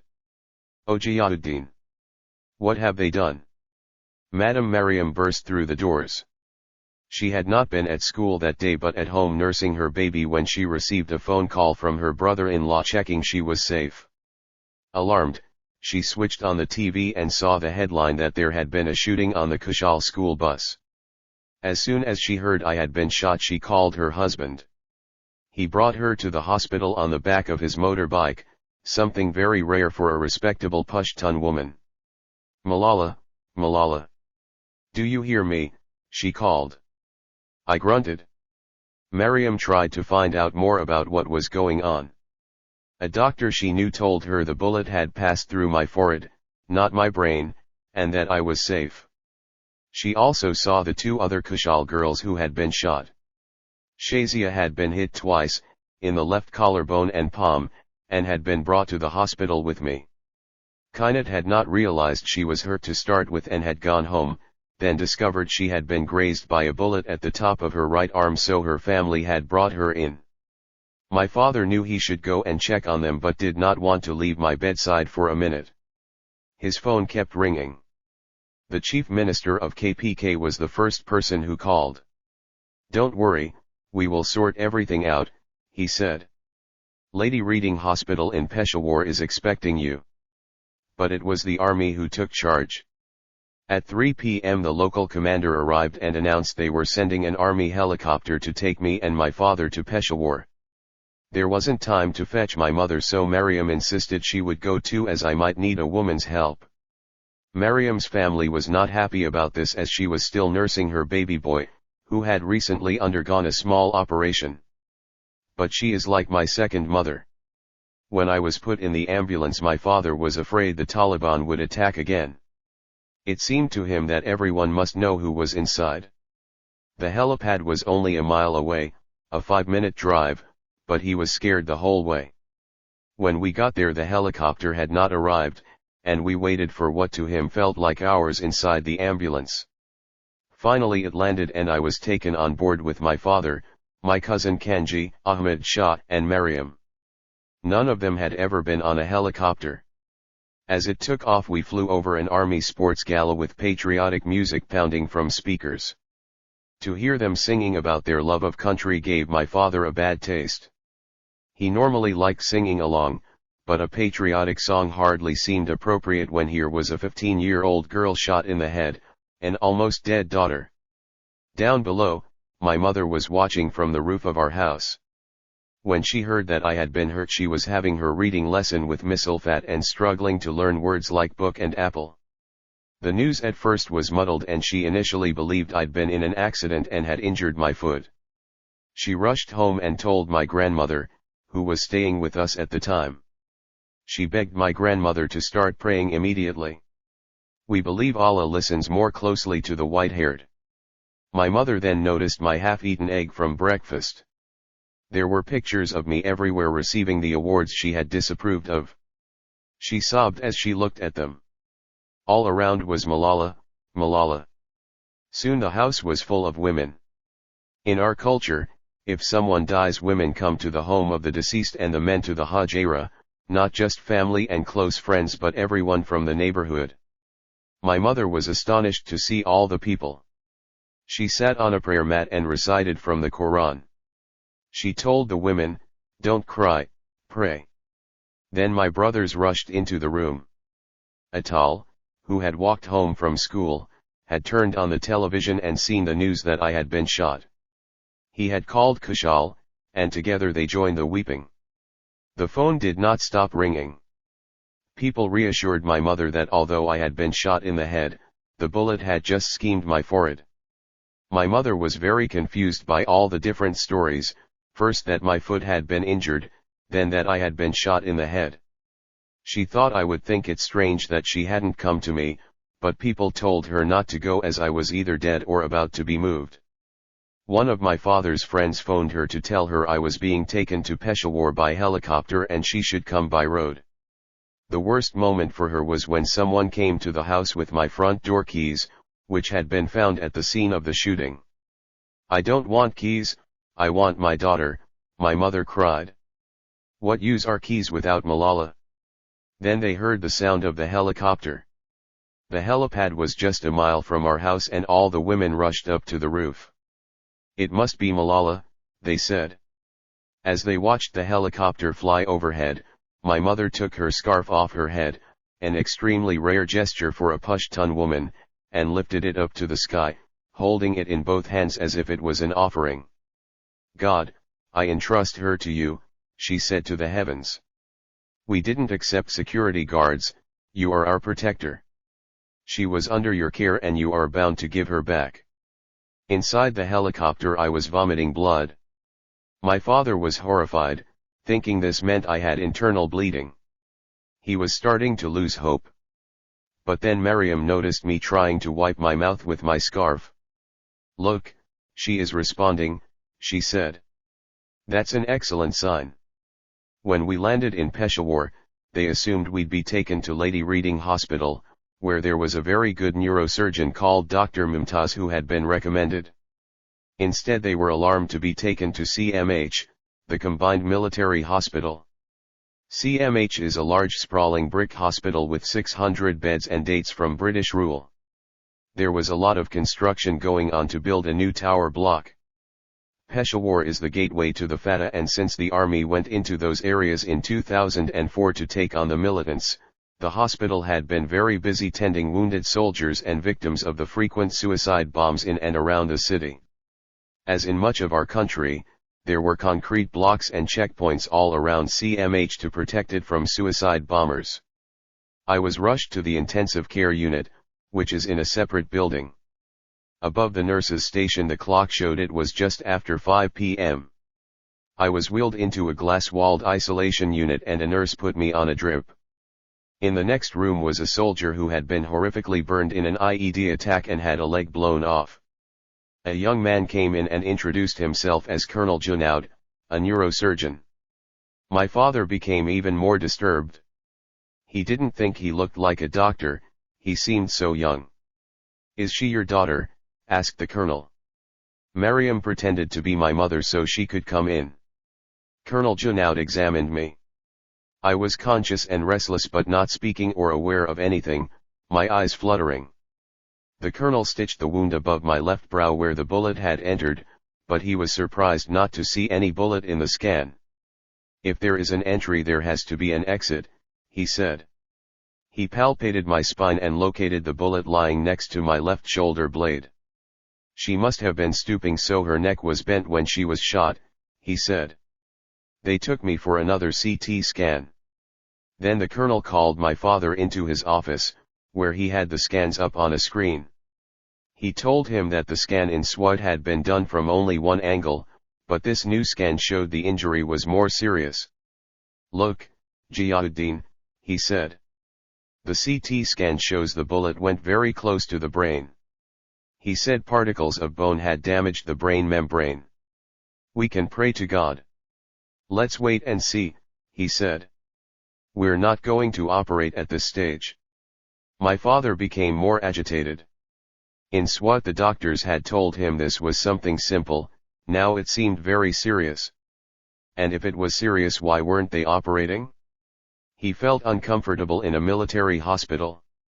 In our country, where the army has seized power so many times, people are often wary of the military, particularly those from SWAT, where the army had taken so long to act against the Taliban.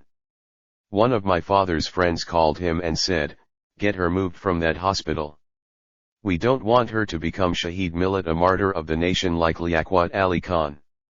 My father didn't know what to do. "I'm confused," he told Colonel Junaid. "Why are we here? I thought we'd go to the civil hospital." Then he asked, "Please, can you bring in Dr. Mumtaz?" "How would that look?"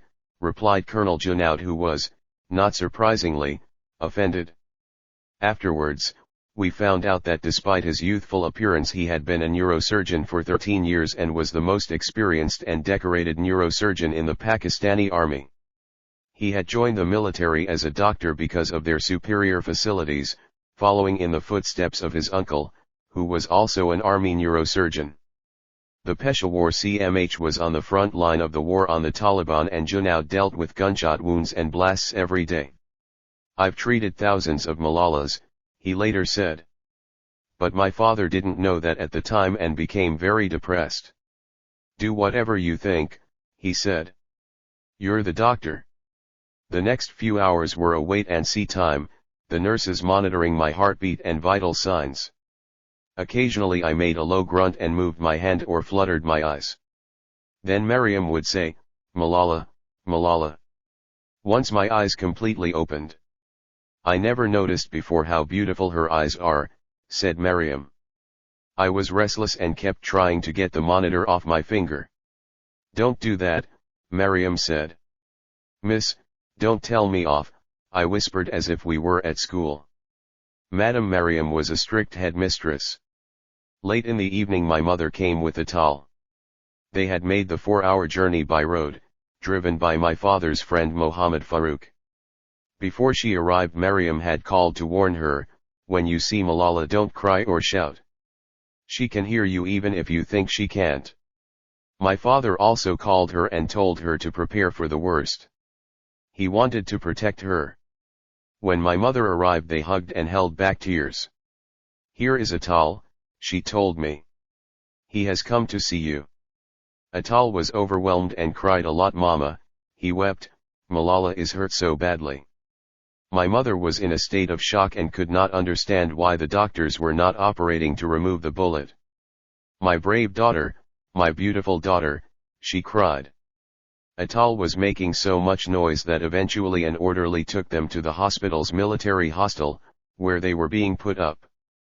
My father was bewildered by all the people gathered outside, politicians, government dignitaries, provincial ministers, who had come to show their sympathy. Even the governor was there. He gave my father 100,000 rupees for my treatment. In our society, if someone dies, you feel very honored if one dignitary comes to your home. But now he was irritated.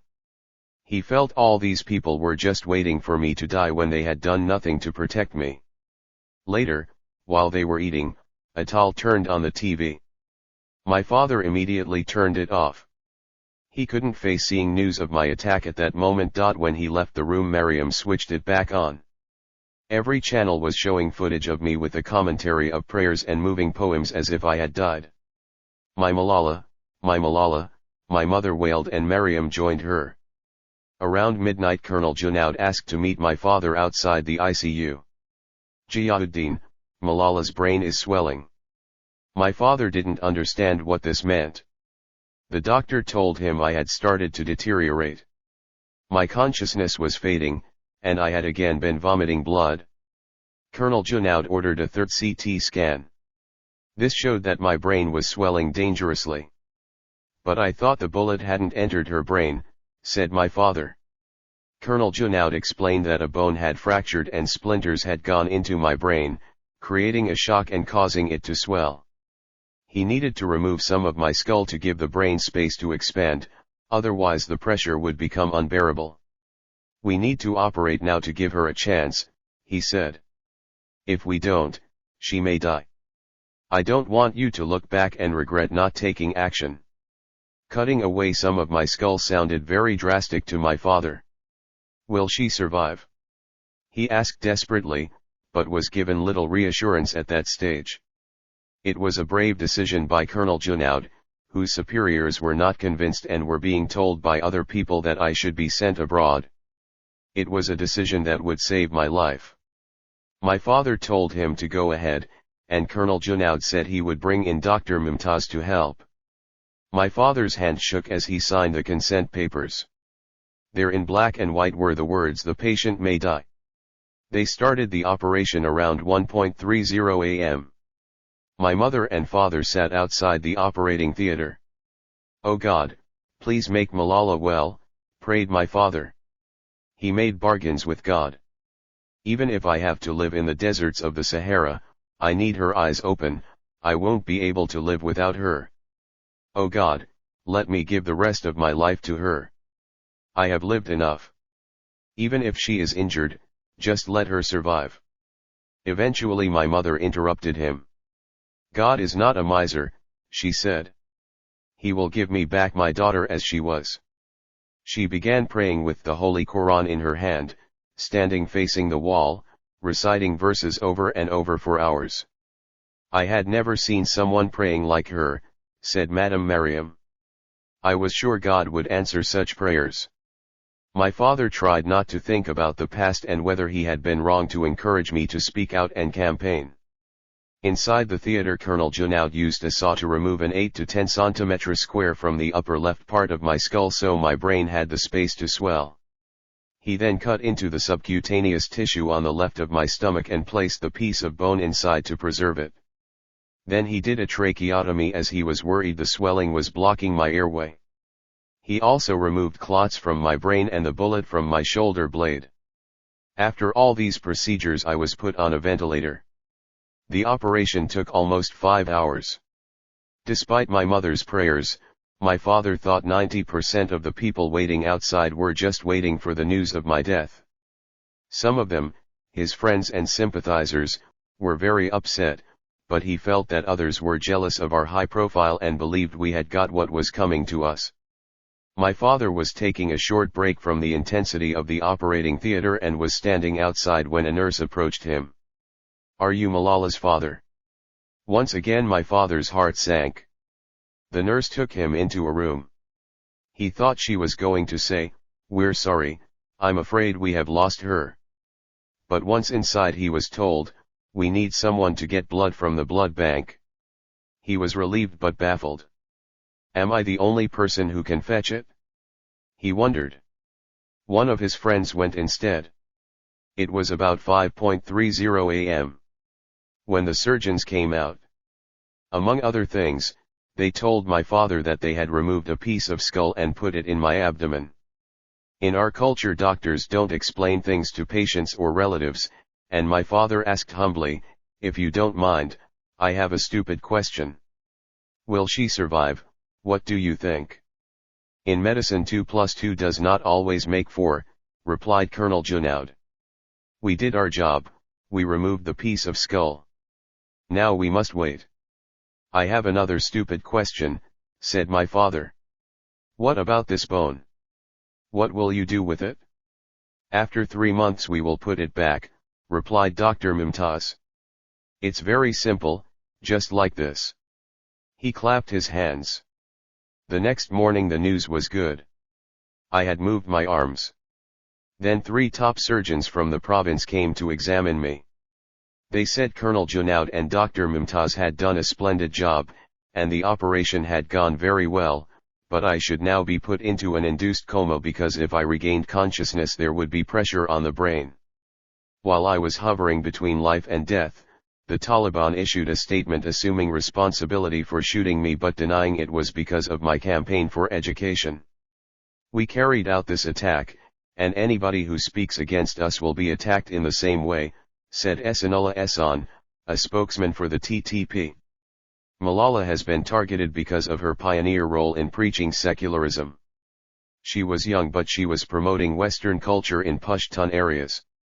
She was pro-West, she was speaking against the Taliban, she was calling President Obama her idol." My father knew what he was referring to. After I won the National Peace Prize the year before, I had done many TV interviews and in one of them I had been asked to name my favorite politicians. I had chosen Khan Abdul Ghaffar Khan, Benazir Bhutto, and President Barack Obama.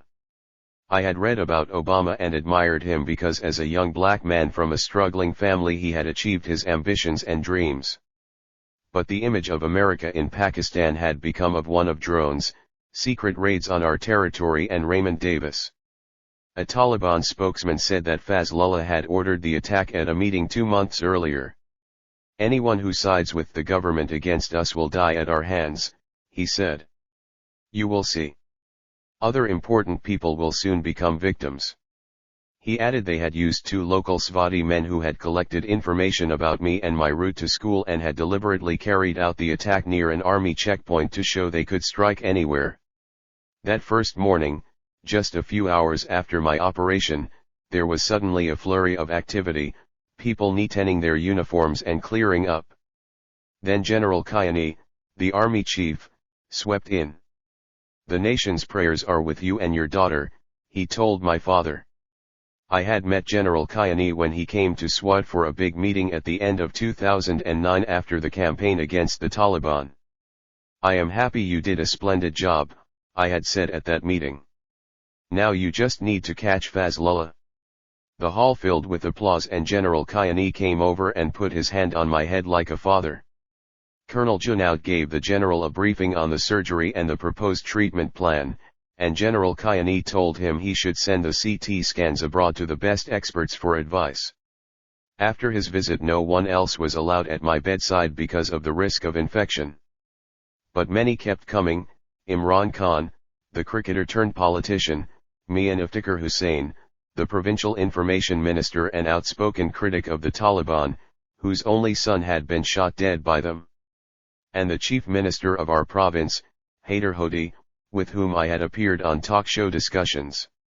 None of them was allowed in. "Rest assured, Malala will not die," Hodi told people. "She still has lots to do." Then around 3 p.m. in the afternoon, 2 British doctors arrived by helicopter from Rawalpindi. Dr. Javed Kiani and Dr. Fiona Reynolds were from hospitals in Birmingham and happened to be in Pakistan advising the army on how to set up the country's first liver transplant program.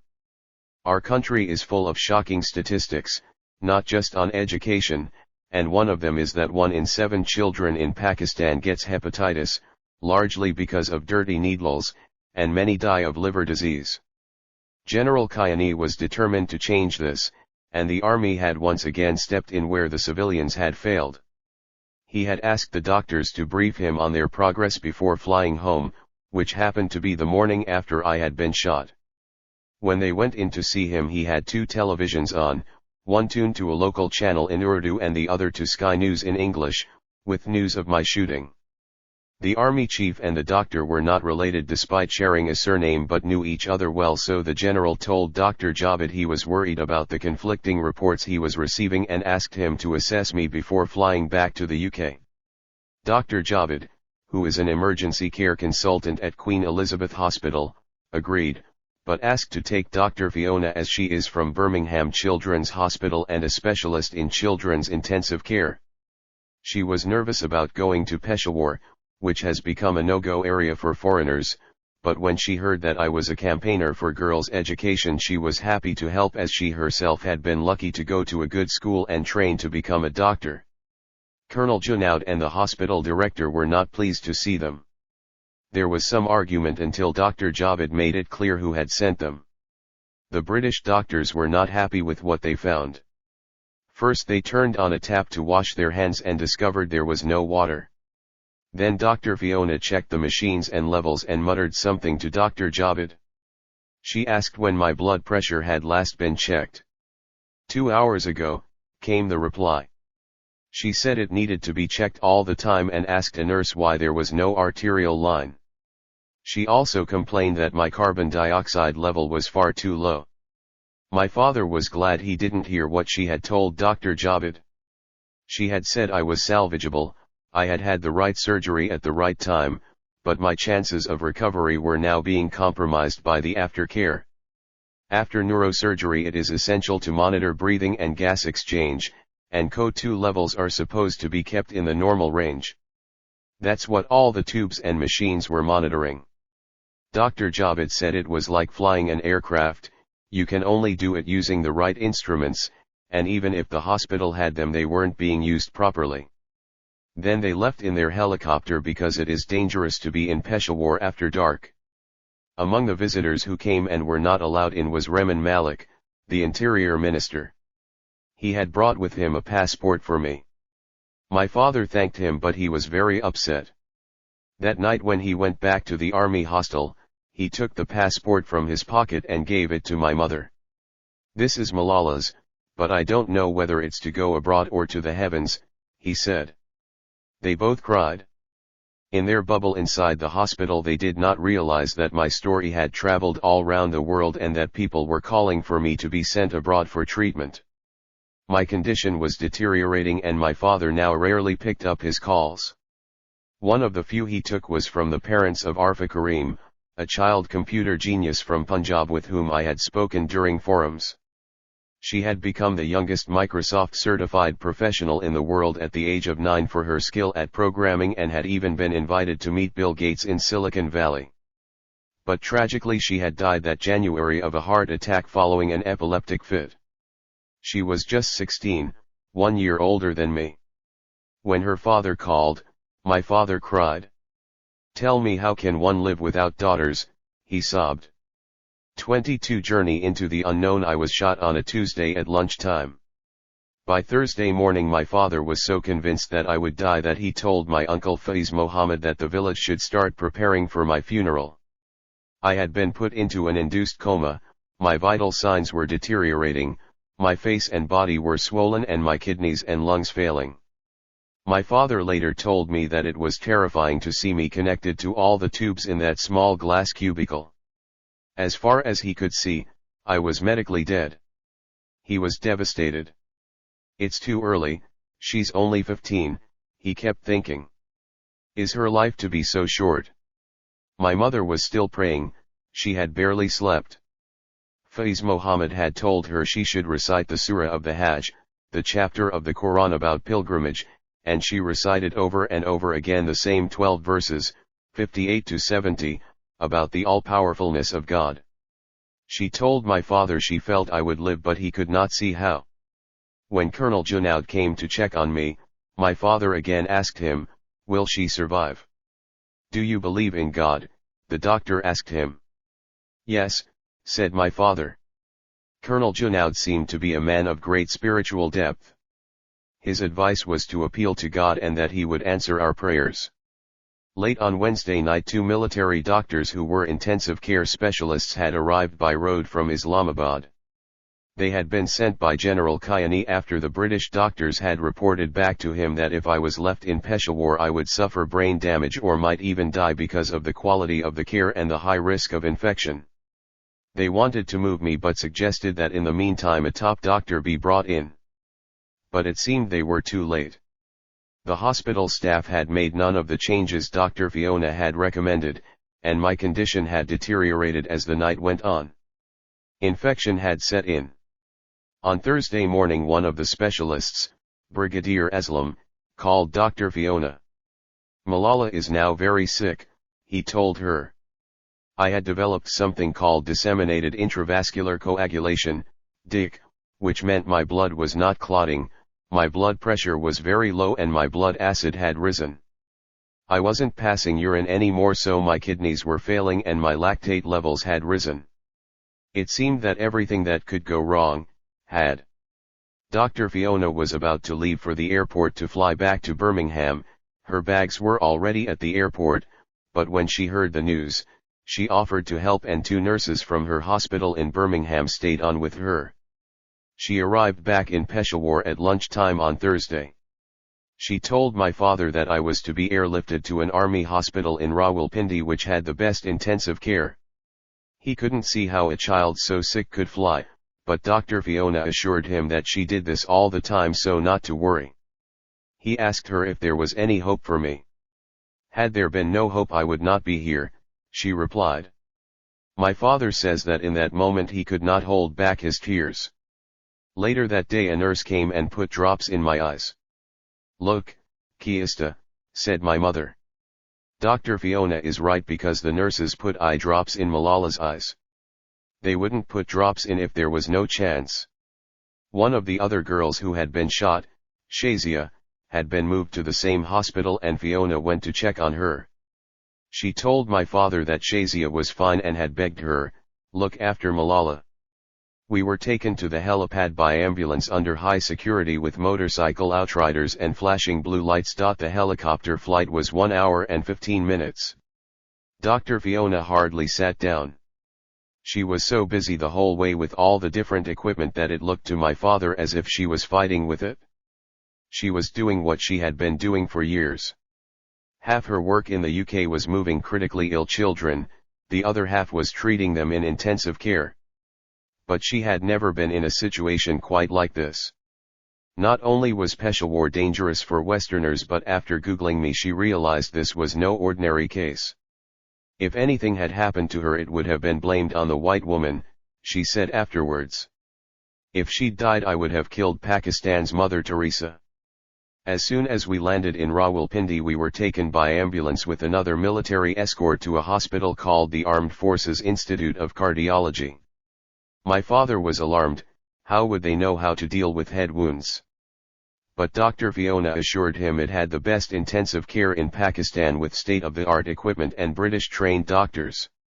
Her own nurses from Birmingham were there waiting and had explained to the cardiology nurses the specific procedures for dealing with head injuries.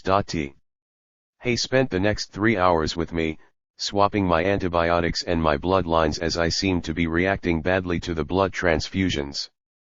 Finally they said I was stable. The hospital had been put on complete lockdown. There was an entire battalion of soldiers guarding it and even snipers on the rooftops. No one was allowed in,